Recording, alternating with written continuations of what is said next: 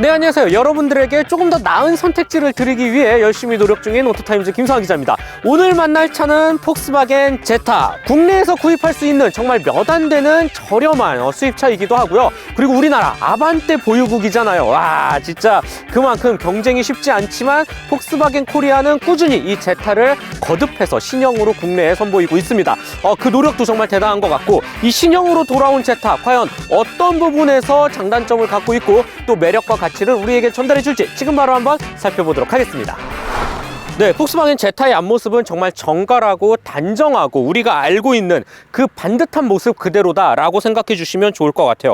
헤드램프도 가로로 아주 깔끔하게 위치해져 있죠. 무언가 막 각을 세우거나 기울이거나 아니면 파격적인 모습을 하지는 않습니다. 안쪽의 램프 구성도 우리가 아는 그 딱 정갈한 그 모습 형태 그대로 따르고 있고요. 그릴의 디자인이 한층 더 아래로 깊게 파 들어가면서 좀 더 넓어졌죠. 솔직히 기존의 제타도 좀 비슷한 구석이 있었지만 이 안쪽에 크롬 도금을 여러 줄 넣은 것과는 다르게 신형은 요 가운데만 아주 두툼하게 딱 한 줄로 마련을 해 놓았습니다. 그래서 이제 차가 조금 더 넓어 보이고 커 보이는 효과를 줬다라고 볼 수가 있겠고, 안쪽의 로고 같은 경우는 생각보다는 큼직하게 표현이 되어져 있어요. 새로운 폭스바겐의 간결한 로고와 함께 레이더, 라이다 센서도 깔끔하게 탑재를 해 놓았죠. 이런 부분도 참 마음에 드네요. 크롬 도금을 생각보다는 많이 썼습니다. 특히 램프와 램프 사이를 잇는 이 보닛 바로 아래쪽을 꽤나 두툼하게 크롬 도금 처리를 했고, 요 그릴 정 가운데 그릴 아래쪽 부분에도 크롬을 씌워 놓았어요. 그래서 이제 차가 조금 더 화려해 보이는 맛도 있습니다.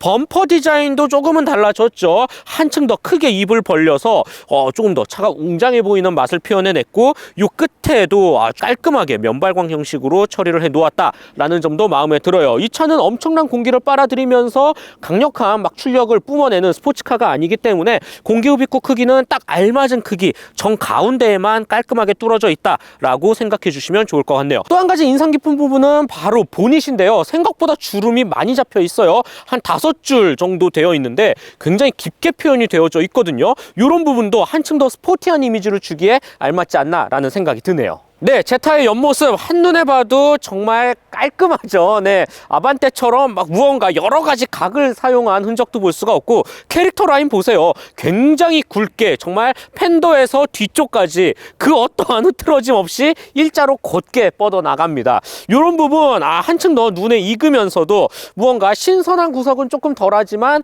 어딘가 익숙하면서도 편안한 마음을 주는 거는 사실입니다. 이 제타의 특징으로 볼 수가 있겠고, 필러에 폭스바겐이라고 별도의 이 레터링을 새겨 놓은 것도 하나의 조금 더 인상적인 포인트가 되지 않을까라는 생각이 들어요. 휠은 무난합니다. 17인치 사이즈가 들어갔는데 솔직히 요즘 차들에 비하면 조금 작은 감이 없지 않아 있어요. 여기에 안쪽도 웬만한 부분은 거의 다 막아 놓아서 어딘가 모르게 조금은 아쉬운 구석은 있지만 뭐 디자인 형태로만 봐서는 뭐 무난무난하다라고 볼 수가 있을 것 같아요. 타이어 역시 가장 평범한 흔한 세팅 맞춰 놓았다라고 볼 수가 있겠고, 이외에 사이드 미러는 생각보다는 크기가 조금 작습니다. 게다가 광각이 아니어서 사각지대가 조금은 보일 수 있다. 이런 부분은 조금 아쉽지 않나라는 생각이 들어요. 이를 제외하면 준중형 세단이 보여줄 수 있는 모습을 잘 표현을 해냈습니다. 유리창의 면적도 상당히 큼직큼직하죠. 그리고 세단의 형태를 나타낼 수 있는 반듯하게 내려오면서 트렁크 라인까지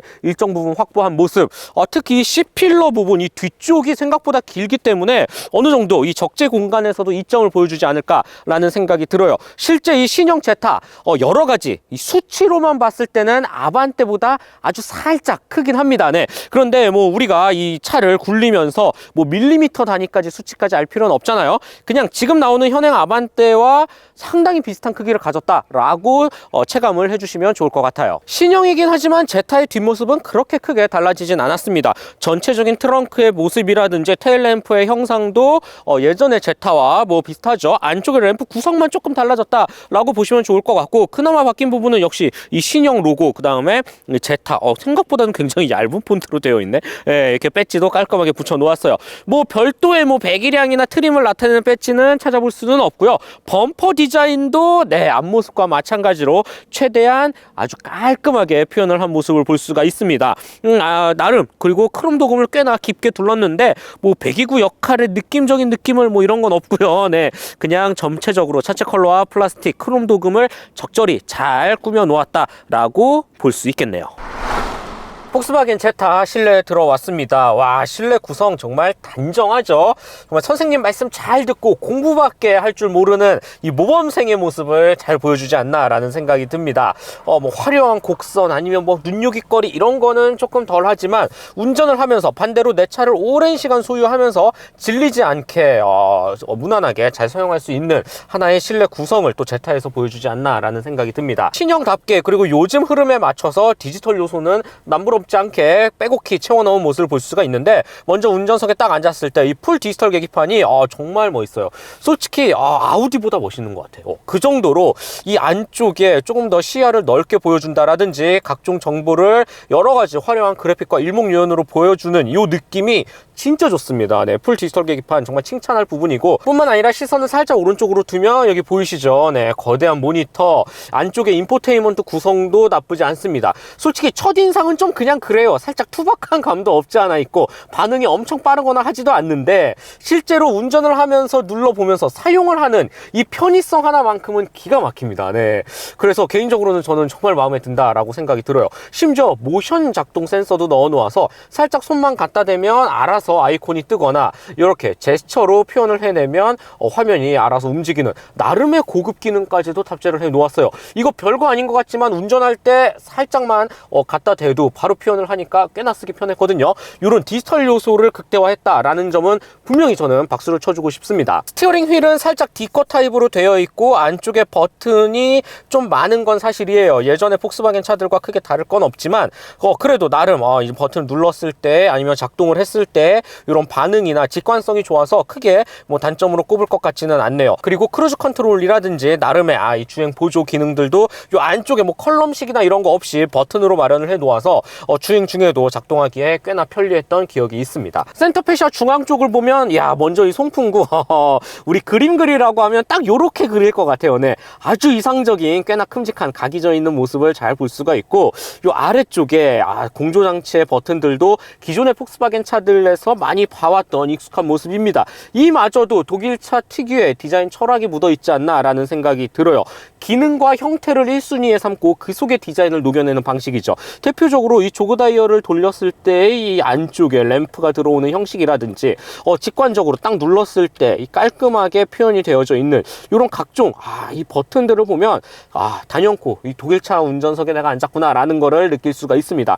실제로 사용을 함에 있어서는 더없이 훌륭하죠. 기능과 형태는 완벽합니다. 센터 터널로 내려와 보면 일단은 꽤나 깊은 휴대폰 무선 충전 패드 겸 수납함이 위치해져 있어요. USB-C 타입도 2개 깔끔히 마련을 해 놓았네요. 요즘 이 흐름에 맞춘 모습을 볼 수가 있고, 반면 한 가지 아쉬운 부분은 저는 이 변속 레버라고 생각하는데 생각보다 너무 크고 길고 투박하게 나와져 있어요.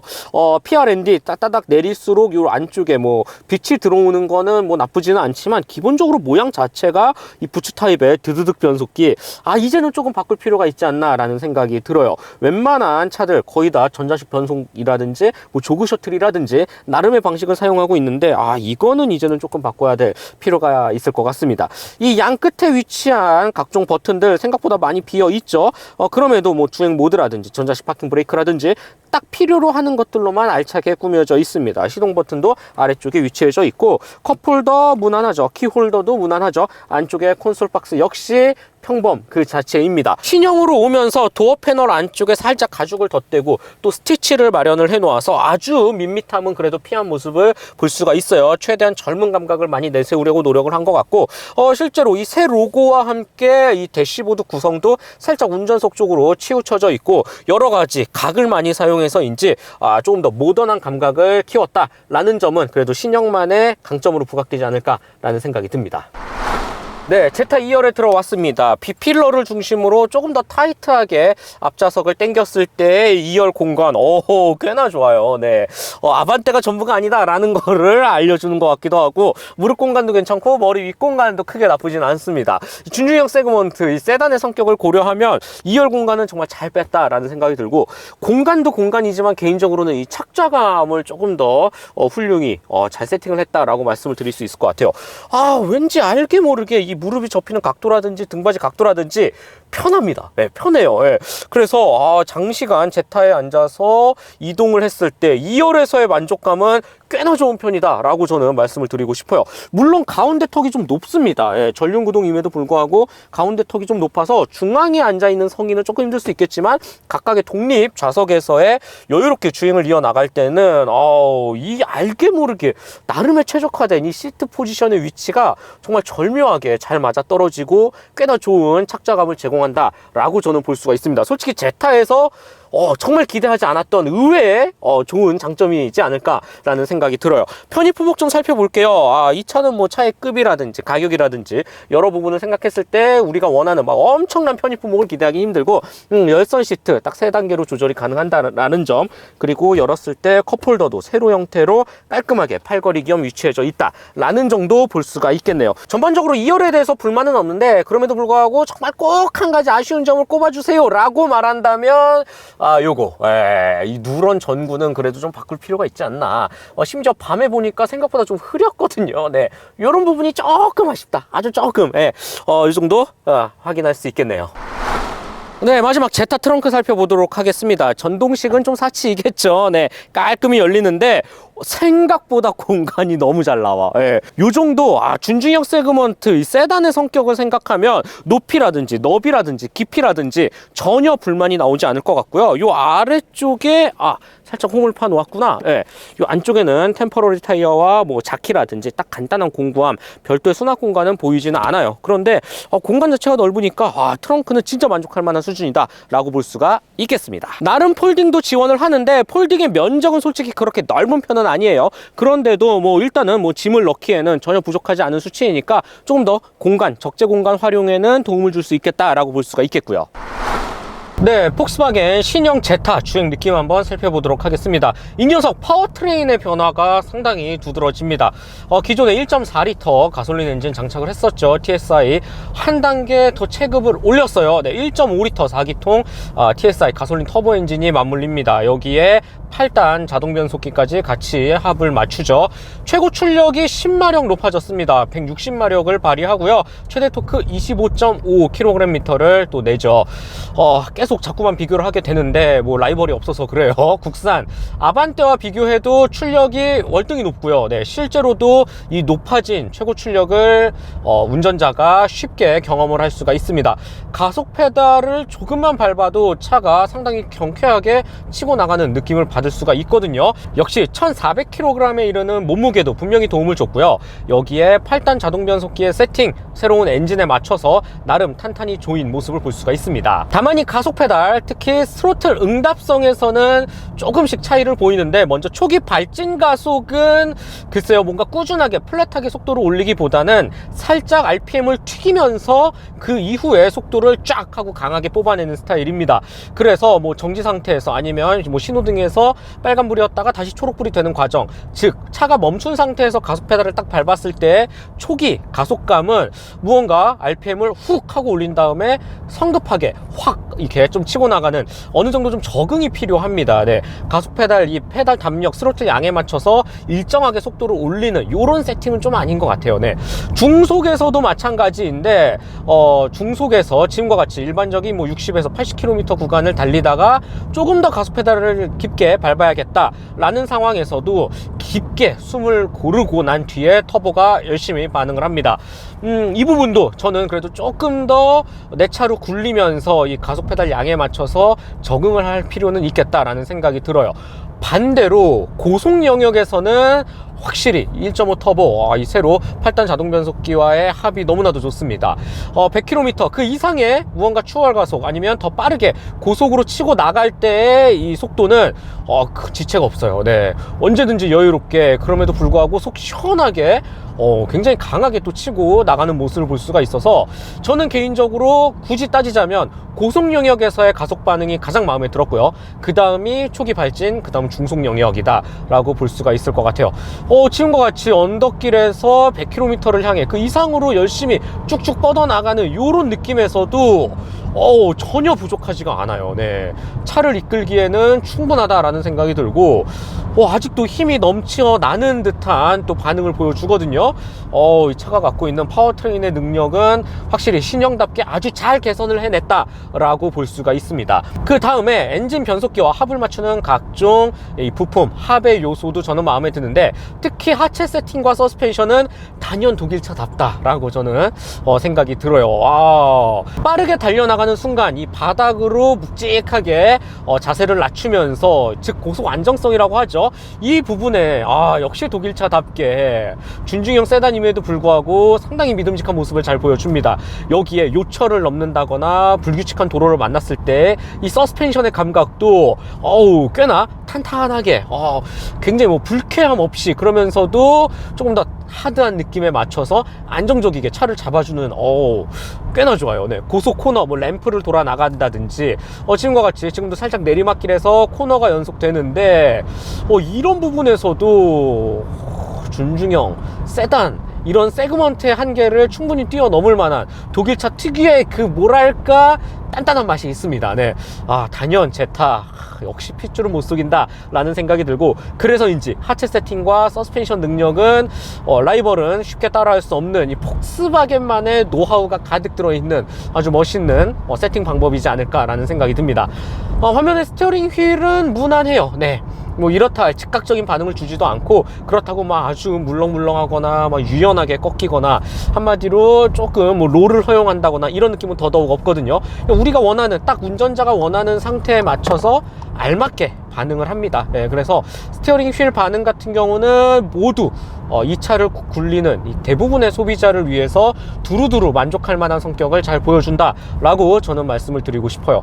전체적으로 지금도 뭐 요철 한 번 더 지나가죠. 예, 그리고 조금 더 울퉁불퉁한 길, 또다시 요철로 내려오는 이런 순간들에서 서스펜션 진짜 독일차네. 마음에 듭니다. 주행 보조 기능도 살펴보도록 하죠. 트래블 어시스트라고 부르기도 하는데, 뭐 있을 건 다 있습니다. 어댑티브 크루즈 컨트롤, 차간거리도 잘 맞춰주고, 차선 이탈이 됐을 경우에도 알아서 안쪽으로 스티어링 휠을 꺾는 모습도 볼 수가 있어요. 뭐 전반적인, 특히 이 정도 가격에 이 정도 수입, 준중형 세단을 놓고 봤을 때는 꽤나 잘 갖춰져 있는 주행 보조 기술, 상품성이 좋다라고 말씀을 드릴 수가 있습니다. 하지만 이 역시 아반떼랑 비교했을 때는 조금 이 반응이라든지 응답성이 살짝 좀 더딘 감은 없지 않아 있어요. 현대차가 이 부분은 정말 잘 해내고 있죠. 그래서 수입차라는 조건, 그리고 가격을 생각했을 때는 더없이 만족스러운 기능이지만, 국산차에 그것을 기대하기는 조금 힘들 수도 있겠다라고 말씀을 드리고 싶고, 그래도 뭐 저는 충분히 만족스럽게 잘 사용했던 기억이 있습니다. 이 부분도 크게 단점으로 보일 것 같지는 않네요. 반대로 한 가지 인상 깊었던 부분이 있는데, 바로 정숙성입니다. 네, 정말 좀 많이 놀랐어요. 솔직히 이 정도 체급의 차는 뭐 엄청나게 많은 흡음재나 뭐 흡차음재 두르지 않았을 거고, 뭐 플래그십 세단이 아니기 때문이죠. 그래서 어느 정도의 이 바닥소음, 그리고 풍절음, 엔진음 허용을 하지 않을까라는 생각이 들었는데, 정수성이 진짜 좋아요. 예. 일단 이 1.5 가솔린 터보 엔진 자체의 이 엔진 회전 질감이 상당히 고르게 뭔가 막 불필요한, 아니면 거슬리는 소리가 들리지 않고요. 여기서는 만족이 정말 좋았고요. 그 다음에 풍절음과 바닥소음 자체도 참 잘 잡았네요. 네, 이런 부분은 진짜 폭스바겐 아주 오랜 시간 차를 만들어 봐왔던 이 노하우가 숨어 있지 않나 라는 생각이 들고, 실제로 이 제타 같은 경우는 북미 시장을 겨냥해서 아주 많은 또 성풍적인 인기를 끌었던 베스트셀링카이기도 합니다. 실제로 이 녀석 멕시코 공장에서 만들어서 바로 위쪽으로 미국으로 수출을 하기도 하죠. 네, 그만큼 아주 잘 닦여진, 그리고 수없이 눈에 보이지도 않을 정도의 직진 코스로만 빠르게 달려야 하는 미국 도로 상황을 아주 오랜 시간 연마하고, 그 노하우가 이 차에 고스란히 습득되어 있지 않나 라는 생각이 들어요. 정숙성으로 나타나는 것 같고, 진짜 차를 운전해 보면 내가 지금 준중형 세단을 타고 있는 게 맞나, 준대형 세단 아닌가 라는 생각이 들 정도로 정숙성이라는 부분은 정말 좋았습니다. 네, 아주 칭찬할 부분이고 의외의 장점이다 라고 말씀을 드릴 수가 있겠네요. 연비도 숨은 강점을 보이고 있는데요. 참고로 이 차 환경부로부터 인증받은 연비 복합 14km입니다. 고속도로가 17km라고 인증을 받았어요. 그런데 제가 실제로 이렇게 운전을 해보니까 놀라지 마세요, 여러분. 고속도로 19km 그냥 찍고요. 네, 엄청 세게 막 때려 밟고 스포츠 모드 놓고 테스트를 이어나가도 12km대에 머물렀습니다. 저는 처음에 살짝 문득 이거 디젤 차인가? 라는 생각이 듣고 나서 엔진 레전스 보니까 8000rpm 가솔린차 맞는데? 라는 착각까지 불러일으켰거든요. 여러분, 연비가 진짜 의외의 강점 포인트가 되지 않을까 라는 생각이 드네요. 자, 마지막으로 폭스바겐 신형 제타 가격과 총평 말씀드려 보겠습니다. 이 차 같은 경우 3200만원 그리고 3500만원대에 포지션이 되어져 있습니다. 자꾸만 비교를 안 할 수가 없는데 아반떼와 한 1000만원 가까이 차이가 나죠. 이렇게 놓고 봤을 때는 이거 뭐야 좀 떨어지지 않나 라는 생각이 들지만 요즘의 폭스바겐 할인이 어마어마합니다. 네, 제타 솔직히 막 이것저것 할인 크게 받아서 뭐 여러가지 할부 프로그램이라든지 금융 판촉까지 끼얹어서 2천만원대까지 만약에 낮춘다고 하면 글쎄요, 저는 분명히 승산이 있다라고 생각이 들어요. 왜냐하면 아반떼에서는 느낄 수 없는 것들이 꽤 많이 보이거든요. 먼저 이 단정하면서도 굉장히 쓰임새 좋은 이런 구성을 비롯해서 디지털 요소도 아우디 못지않게 아주 마음에 드는 하나의 포인트라고 볼 수가 있겠고, 그 다음에 무엇보다도 이 독일차 특유의 주행 감각을 느낄 수가 있습니다. 브랜드 이미지, 특히 이 마크발이라고 하죠. 폭스바겐 독일차이기 때문에 정말 차를 좋아하고 또 독일차에 대해 한 번쯤은 경험해보고 싶은 소비자라면 이 정도 합리적인 가격에 이 제타는 분명히 도움이 될 만한 매력적인 선택지다 라고 생각이 들고, 저도 직접 운전을 해보니까 역시 무언가 탄탄하게 이 주행 질감에서 조금 더 믿음을 주는 이 유럽차, 그 중에서도 독일차 특유의 감각이 너무 마음에 들었습니다. 제타 분명히 쉽지 않은 시장이에요. 대한민국은 앞서 오프닝에서도 말씀드렸던 것처럼 아반떼 보유국이니까 말이죠. 뭐 토요타를 비롯해서 여러 브랜드가 다 고전을 면치 못하고 발을 빼기도 했습니다. 하지만 폭스바겐 코리아는 꾸준히 이 신형을 잘 선보이고 있고 합리적인 가격까지 내세워서 이 제타라는 차를 한국 소비자들에게 오랜 시간 알려오기도 하고 있죠. 그만큼 이 도전 그리고 용기에 또 박수를 보내고 싶고, 개인적으로는 이 제타의 상품성 오로지 아반떼랑 비교해놓고 가격만 놓고 비교하지 마시고 이 폭스바겐이라는 브랜드가 주는 이 탄탄한 만듦새와 가치를 놓고 보면 분명히 저는 도움이 되고 좋은 차이지 않나, 분명히 선택해도 큰 후회가 없다 라고 말씀을 드릴 수가 있겠습니다. 네, 오늘은 합리적인 가격에 만날 수 있는 독일차 준중형 세단 폭스바겐 제타를 만나봤고요. 저는 다음 시간에 더 재미있고 유익한 내용으로 찾아뵙도록 할게요. 네, 즐겁게 보셨다면 좋아요, 구독 꼭 한 번씩만 부탁드릴게요. 네, 저는 지금까지 오토타임즈 김상 기자였습니다.